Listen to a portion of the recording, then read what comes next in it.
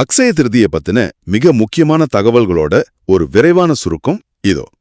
சம்ஸ்கிருதத்துல அக்ஷயா அப்படின்னா என்னைக்குமே அழியாதது அல்லது குறையாததுன்னு அர்த்தம். அதாவது இன்னைக்கு நாம தொடங்குற எந்த ஒரு நல்ல விஷயமும் பல மடங்கா பெருகி நன்மைகளை தரும் அப்படிங்கிறது தான் இதோட உண்மையான அர்த்தம். முதலாவதாக, இன்னைக்கு சூரியனும் சந்திரனும் அவங்களோட உச்ச நிலையில இருக்கிற அக்ஷய யோகம் அப்படிங்கிற 100 ஆண்டுகளுக்கு ஒருமுறை நடக்கிற ரொம்பவே அபூர்வமான ஒரு வானியல் நிகழ்வு நடக்குது. இதை எப்படி சொல்லலாம்னா, முழுமையா எண்ணெய் நிரம்பின ஒரு அகல் விளக்கு பிரகாசமா எரியற மாதிரி. அப்போ இன்னைக்கு நல்ல காரியம் பண்ண நேரம் பார்க்கணுமா?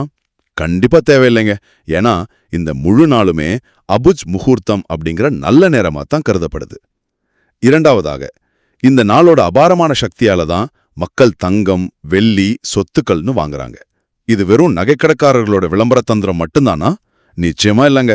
இது வெறும் தங்கம் வாங்குறத பத்தின விஷயம் கிடையாது. ஒரு சின்ன பித்தளை பாத்திரம் வாங்குறது அல்லது ஒரு புதிய சேமிப்பு தொடங்குறதுன்னு எந்த ஒரு நீண்டகால முதலீடு செய்யறதுக்கும் இது ரொம்பவே உகந்த நாள். இறுதியாக, இந்த நாளோட உண்மையான செல்வம் அப்படிங்கிறது நம்ம கிட்ட இருக்கிற பணத்துல இல்ல, மத்தவங்களுக்கு கொடுக்கறதுல தான் இருக்கு. பேங்க்ல கிடைக்கிற வட்டியை விட மத்தவங்களுக்கு நாம செய்யற உதவியோட அந்த பெருக்க விளைவு இன்னைக்கு ரொம்பவே வலிமையானது. புராணங்கள்ல சுதாமா கிருஷ்ணருக்கு கொடுத்த ஒரு கைப்பிடி அவல் அவருக்கு எப்படி அழியாத செல்வத்தை கொடுத்துச்சோ அதே மாதிரி இந்த சுட்டெரிக்கிற வெயில்ல தாகத்துல இருக்கிற ஒருத்தருக்கு நீங்க ஒரு டம்ளர் தண்ணி கொடுத்தா கூட அது தங்கம் வாங்குறதுக்கு சமமான மிகப்பெரிய பலனை தரும்.